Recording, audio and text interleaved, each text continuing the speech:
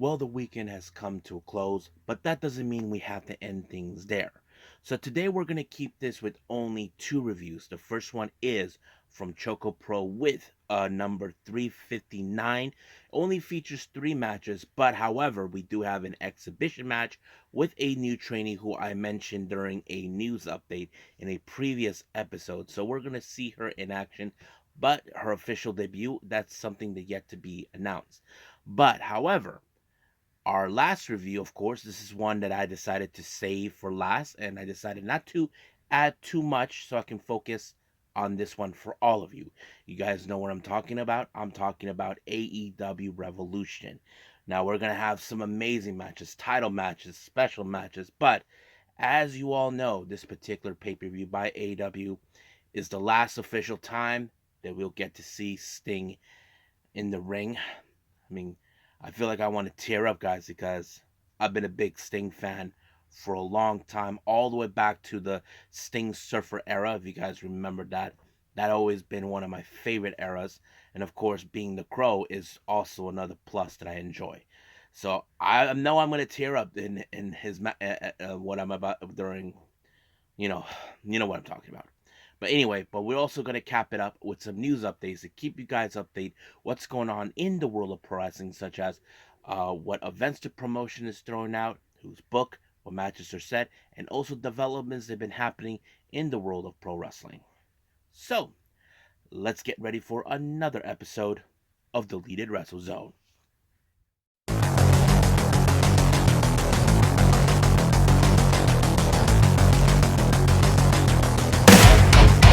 Are you ready? Get up, get up! Get up, get up! Get up, get up! Get up, get up! Get up, get up! Get up, get up!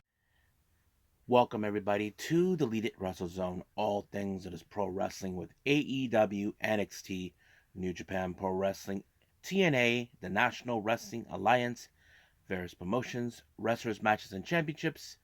I am your host, J Rod here. So, if you are new to the channel, welcome. This is a channel where we do a lot of pro wrestling reviews, not only from various promotions here in the United States, but also from promotions in Japan, Mexico, Canada, Europe, the UK, anywhere in the world where pro wrestling is not as big, but it continues to grow. We also do discussion videos, talk about various topics such as the promotions themselves, the wrestlers, factions, storylines, whatever we want to talk about. We also do more news updates. If I'm unable to put it on this episode, I can put it on a separate video by itself.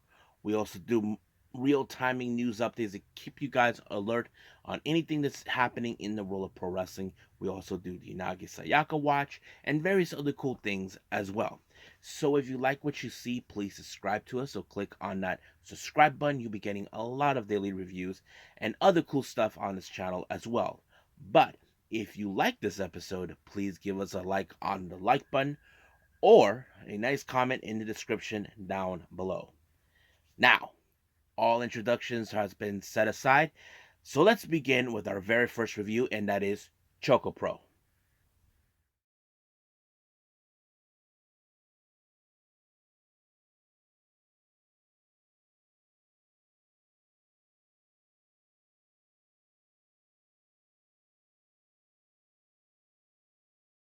Okay, ChocoPro. This is number 359. Now, we're not that far off for the upcoming Gatoh show, Road to Korakuen Sakura Days. Now, remember, I mentioned this that Gatoh will be making their way back to Korakuen Hall the first time in 8 years or something like that. But this is a bit of a prelude before we get to that. So, it opened up with Chiko Shikawa giving the lowdown on the matches. But, however, as soon as she was done, it started with an exhibition match. Now, these exhibition matches are, well, they're somewhat important because they introduce new wrestlers when it comes to Gatoh slash ChocoPro. I did mention they introduced a brand new trainee named Eriko. Not much about her, but I do know that she has been added to be added in a submission match. Now it's no secret that she will face wrestlers who she's been training with. I mean, we saw that with Miya Yatsuba, Nonaka Seto, and various others. Um, but yeah, but her opponent that she had to face is none other than the founder and the boss of Gatoh slash ChocoPro, Emi Sakura. So I'm not sure if Eriko is trained by her. I know that Nonoka and Miyatsuba are two wrestlers that were trained by Mei Saruga herself. But it was interesting. However, what do I think about Eriko? I mean, Eriko, she is amazing. She does have a fighting spirit. There's no doubt about that. But however, I would say that she has a long way to go to develop her wrestling craft, what she's going to do. But not to mention, Emi Sakura, who is a veteran, I know she would try everything to put a little bit of the hurt on her. But unfortunately, that did not go well because it ended in a time limit draw. Now, I'm not sure if the time limit draw was 5 minutes, but that's pretty much how it works in their organization. So we'll see. Now, our first match is a singles match. We have Hajime versus Chon Shiru. Now, last time Hajime didn't make an appearance in ChocoPro in the previous match, in the tag match, but resulted in him losing. But however, he's facing a veteran wrestler, Chon Shiru, who, well, he has this kung fu looking style, which fits in perfectly.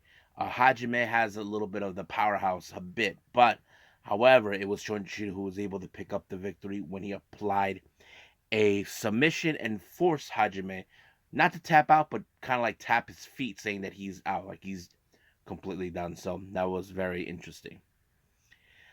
Next up, we have Sayaka and, of course, Miyatsuba, who made her return after 2 months. Let me give you guys what happened. Miyatsuba 2 months ago got injured during a ChocoPro event, resulted of her to postpone her match against Emi Sakura for the Super Asia Championship. I'm not sure if we will get that match that like we hope for. We know that they said that match was postponed, but we'll see. But this time she faces against Masahiro Takanashi and Emi Sakura. So you would think that maybe, okay, hopefully Miya Yatsuba learned what went wrong when she got injured, but she's also teaming with Sayaka, who was trained by Emi Sakura herself. I mean, Sayaka does have a bit of the fire within her. I mean, she has grown so much. But what's interesting is this match later focused between both Mia and Emi Sakura. I wouldn't be surprised that maybe we are going to see that match in the near future, but there hasn't been said anything if Emi Sakura will be putting the Super Asia Championship on the line. But unfortunately, it was a diving body press by Emi Sakura onto Miya Yatsuba that picked up the win. Now, our main event, this is a prelude for a four-way tag team match that will take place. As you know, the Best Bros will defend their belts in a four-way match against three other teams, and ironically, their opponents are represent three of the teams that will be facing. Sayaka Obihiro, who will be teaming with Minoru Suzuki, is in this match. Lee Yomayama Kao, along with John Shiro, better known as the Kung Fu Pandas. They're also in the team, and then there's Tokiko Kirihara, who'll be teaming with Shushi Tominaga. I forgot the name of their tag teammate, but it's a long one. But yes, so they will be in the same and the opposite of the Best Bros. But Best Bros are teaming with Nonaka Seto. Now, I often said, okay, how would this dynamic work between those two? I know the Best Bros have shown their dominance, but they're willing to get back on the high horse knowing that they want to be at the top of the tag team division in Gatoh slash ChocoPro. That's always been their primary goal. But you would think that somebody would try to pick up the win on the Best Bros. No, well, apparently there was an O'Connor roll by, of course, Lee Yonayama Kao, who was portrayed by, okay, Coyote Yonoyama, to pick up the win on Seto. So that kind of played out pretty well. But, however, the obvious question does tell, is this the fate for the Best Bros at the Got to Move show that will happen later on this month? Well, we'll just wait and see what happens. I'm looking forward to it. Now, for our Junkin tournament, I can tell you this was a very interesting one. Now, Miyatsuba has been participating in Junkin in the last couple of weeks, even though she wasn't ready to go back into in-ring action, but she was able to be involved. However, she made it all the way to the finals, but she had to face against her mentor's tag partner, and you guys know who I'm talking about, Balinaki, and fortunately, she lost. Yeah, so she lost the match. I mean, it would have been great, but no. So Balinaki, for the first time in months, he gets a piece of chocolate. So that's pretty cool right there. So you guys should check it out. Go on YouTube, look it up, and there it is. So I think that's pretty much it right now with ChocoPro. I believe it's time for the actual review that many of you are expecting and want me to do, and that is AEW Revolution.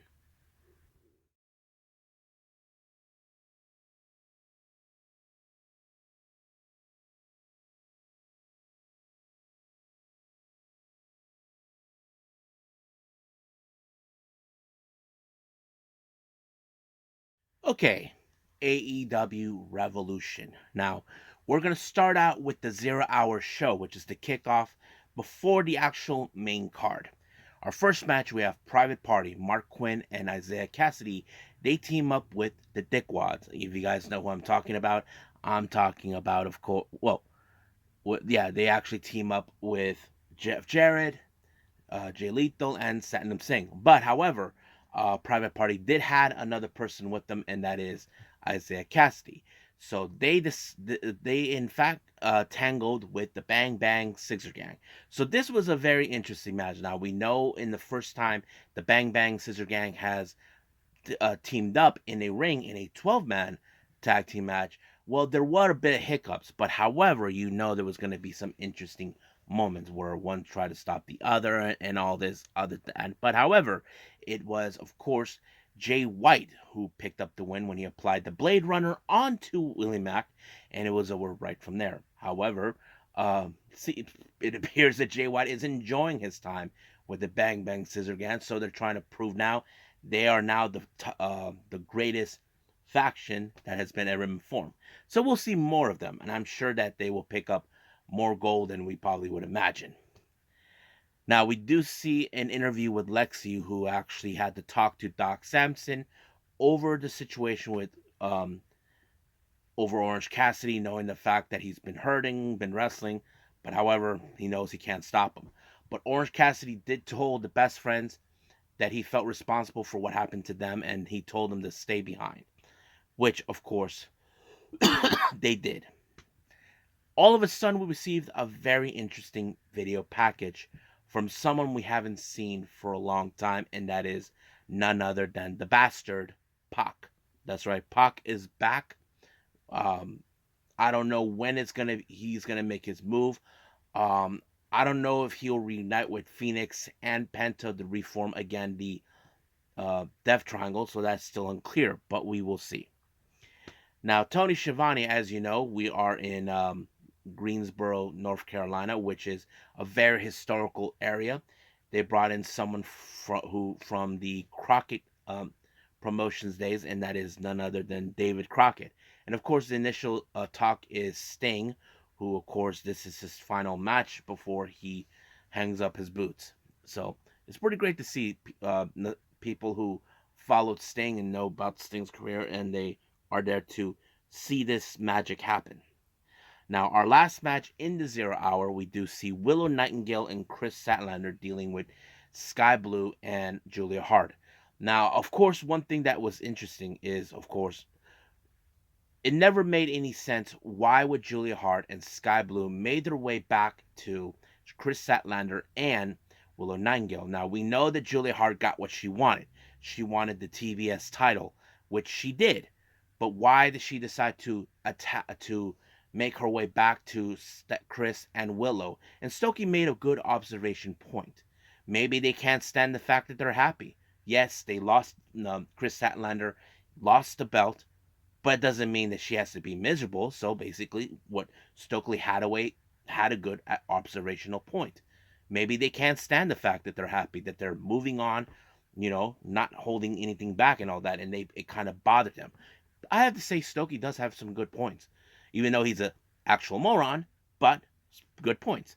But you would think that somehow, now we know that Stokely screwed up a few times, but they were willing to put that behind them. But this time, Willow Nightingale and Chris Allen were willing to put every ounce of energy in this match, and that's exactly what happened because it was Willow with the Doctor Bomb that put away Sky Blue, and it's done from there. Hopefully, they're officially done, and now I'm sure that Willow and Chris Allen can focus on bigger things, and that is, of course, trying to pick up more wins and try to do something. We'll see what that leads on from there or not. Now, our first match in the main card is the TNT title. We have Daniel Garcia taking on that piece of garbage Christian Cage. As you know, he has his the patriotic, who I like to call the morons, Shayna Wayne, Nick Wayne, and of course Killswitch. Now, of course, it was no secret that they were going to get involved. I mean, Daniel Garcia, we know he's a capable wrestler, but he has no backup to have his side. But of course, Nick Wayne gets involved. Then, of course, Killswitch, and then Daddy Magic shows up. Now, you would think that this would be enough to stop him, but however, that wasn't. Apparently, um, Christian Cage did apply the Killswitch and to retain the belt. So sooner or later, someone will have to dethrone Christian Cage because Christian Cage said he feels that he brought prestige. I don't think so because he just defiled the belt. He said he has no intentions of losing the belt, but he wants to pass it on to Nick Wayne. So we'll see what happens until then.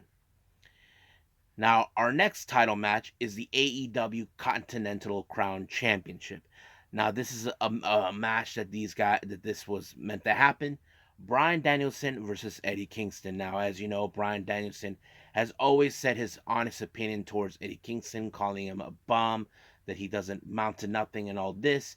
But, of course, Nigel McGuinness, who I don't normally like, he said some interesting points. How can Eddie be a bum? He fought his way to become the Continental Crown Champion, which is true. But Eddie Kingston made a very interesting stipulation that by the time this match is over, if he beats him, that he has to shake his hand. And he knows that this will eat up Bryan Danielson's pride. That is something that he knows that's who he is. But however, Eddie Kingston has to throw every move at him. But however, you wouldn't think that Bryan Danielson will be prepared for everything. We're talking about the back fist, the Northern Light bombs, whatever he was going to use against Bryan Danielson, that would have been it from there. But also take Eddie Kingston onto the outside of the ring, try to soften him up, but it did not do any well. But it was a power bomb by Eddie Kingston to Bryan Danielson. 1, 2, 3, retain the title. But the honest question does tell: did Bryan Danielson did exactly what Eddie Kingston wanted him to do? Shake his hands. Well, he did. So that means it's a done deal from there. Now, our next match is an all-star 8-man scramble match, and whoever wins this match will get a shot of the AEW World Title. And here's who we have. We have Hook versus Powerhouse Hobb versus Lance Archer versus Magnus versus Bryan Danielson versus Wardlow versus Dante Martin and versus El Ocho, Chris Jericho. Now, you know this is going to be, how do I say, a very difficult match. Not because I say so, because we know certain wrestlers are hungry that they will love nothing more to get their hands on the AEW World Title. Now, we do know about maybe one particular person that will definitely want that, and that is Wardlow. So I'm sure that was the case because Wardlow did pick up the win when he applied a powerbomb on Dante and, of course, winning the match. So the obvious question does tell, does this mean that the Undisputed Kingdom will get what they want? Well, we'll see, because Wardlow's teammate, Roderick Strong, was in the next match for the AEW International title. Now, you would think that this match was going to be very interesting. Now, we did not see no interference coming from Roderick Strong. He did exactly what he did. He wanted to break Bryan Daniels, Orange Cassidy, mentally and physically, because he was determined to take that title off from him. And that's exactly what he did. He actually, in fact, defeated him with the heartache, and it was over. But however, out of nowhere, here comes someone from his past, or should I say, the past from both most of the guys in the Undisputed Era. We're talking about Kyle O'Reilly, who we haven't seen in 2 years. Now we don't know what it is, but later we did see Matt Taven gave him his shirt.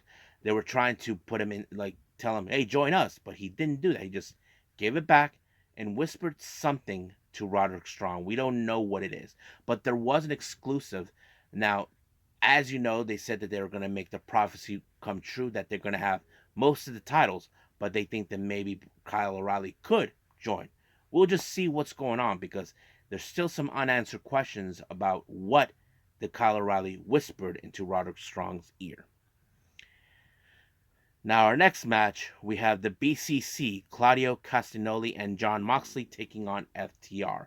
Now, you know that this is going to be a much brutal match, because FTR and the BCC have been one of the toughest SOBs on the planet. I mean, there was going to be a lot of punching, a lot of amazing coordinations, but however, you know that there was going to be derailments to stop them from ever picking up the win. That was the main focus on that. They we know these guys are the most toughest individuals, but it only took Mox with the bulldog choke onto Harwood, and just like that, it was over. So basically, the BCC made their point. So we'll see where they go from here. Now, our next title match is the AEW Women's title match. Deonna Purrazzo versus Toni Storm. Now, we did see Mariah May coming out dressing up just like Toni Storm from the old days. Now, timeless Toni Storm has no reasons to go back to the old ways.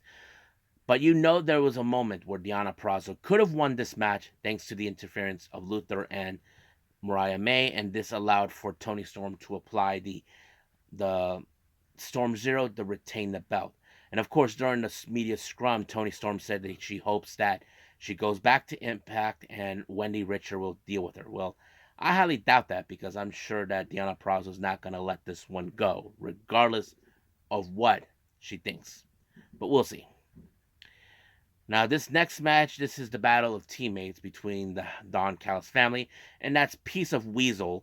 Don Callis thinks this match is going to overshadow Sting's last match. I don't think so, Dickwad. Dickwad, it's not going to happen. But nonetheless, it was a good match. I'm like blown away.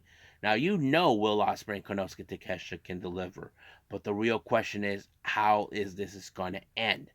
You would think that Konosuke Takeshita will apply the Blue Thunder Bomb or the German suplex, the jumping knee strike, whatever. We know Will Ospreay has plenty moves in his arsenal. We know he has the Stormbreaker, the Tiger Driver, but the one main weapon that allowed him to pick up the win, and that is none other than the Hidden Blade, which it did.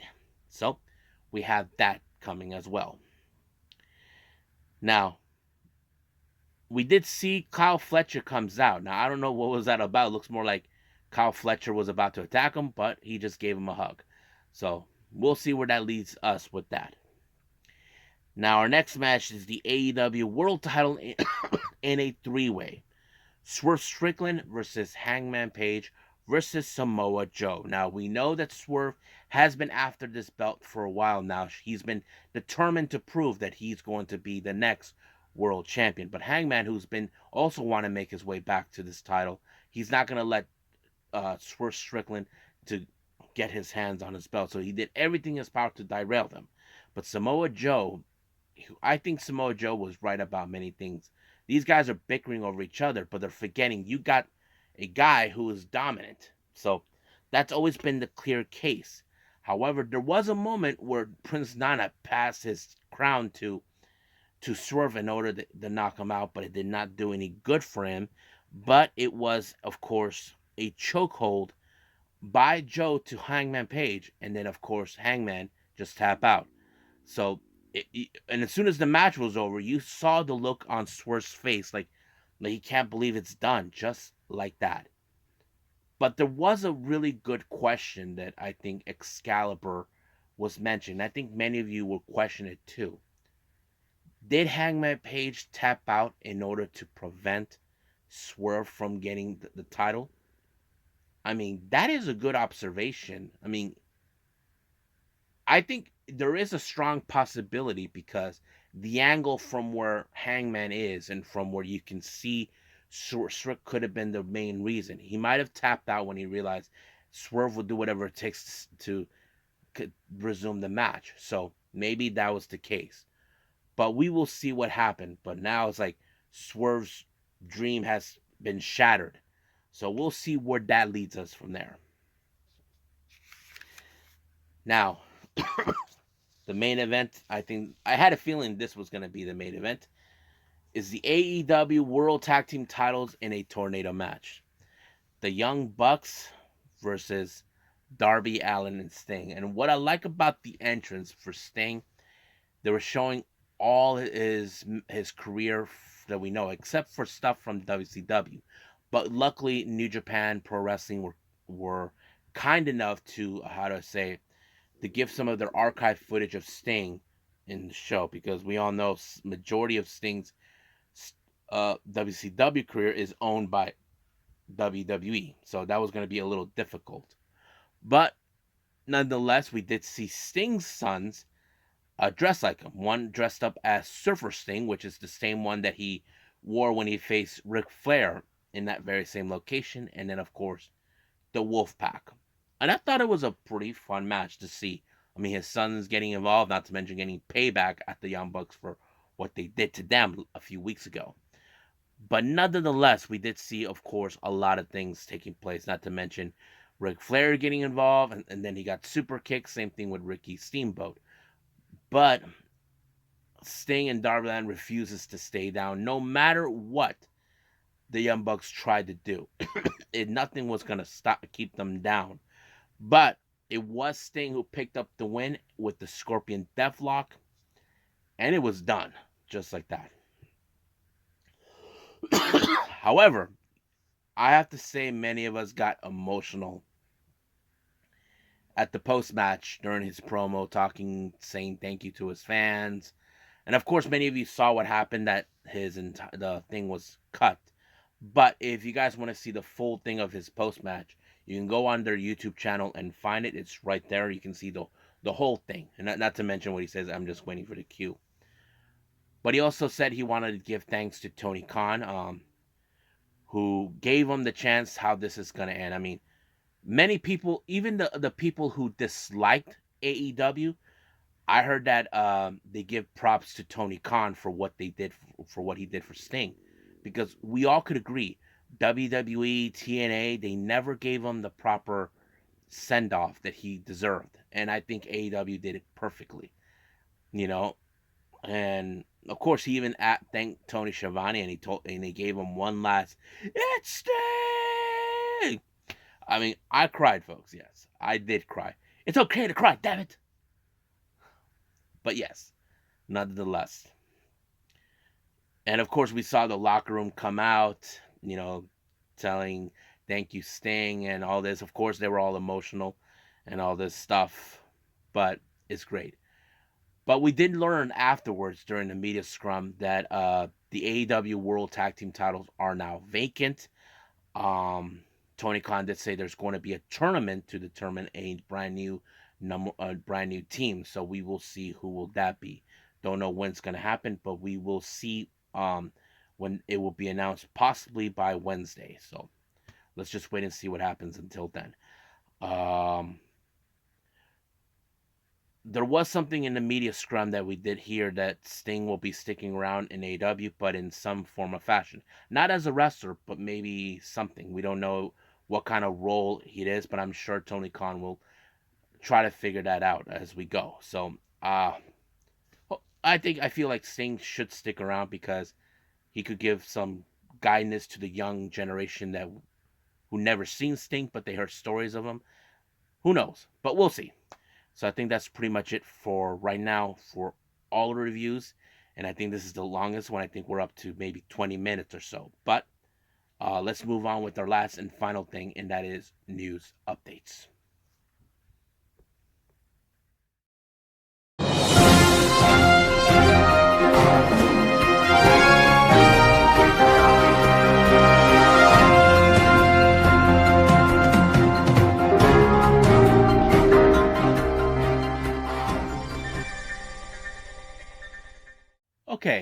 So welcome to our news update. So let's get started. Now we have two updates regarding on two promotions on their upcoming events. Now, as you know, later on this month in March on the 13th, Got to Move will be going back to Corkin Hall for the first time in a couple years.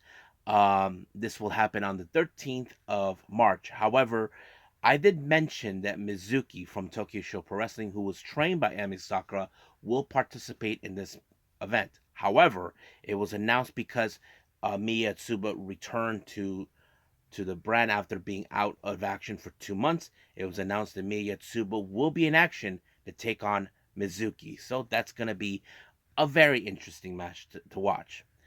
Now, as you all know, American promotion Spark Yoshi Puroresu of America has announced two Stardom talent to be appearing at their Philly show later on in April. We did announce Mayu Iwatani and Mina Shirakawa. However, a third name from the Stardom promotion has been announced, and that name is none other than Starlight Kid. So, yes, we have three talents from Stardom that will be making their way there. So, I don't know if there will be more, but what's interesting is each of these wrestlers represent each of their factions. So, you got to ask yourself, are they going to pick someone from Queen's Quest, Cosmic Angels, uh, God's Eye? I don't know, but I'm kind of curious about that. So yeah, so that's pretty much what we have for updates with the promotions. Now, interesting developments has been revealed. In Tokyo Show Pro Wrestling has announced one of their new girls named Runa, who made her debut last year, was not seen for a while. But however, the reason she hasn't been seen is she was taking her high school exam. So basically, well, her entrance exam. So basically, she passed. So that's what she's been doing. And if you guys haven't seen her, but she will be returning to the promotion on March 16th. So good for her that she passed. So congratulations. Now, as you know, I did review AEW REvolution. Interesting developments have announced from the backstage area.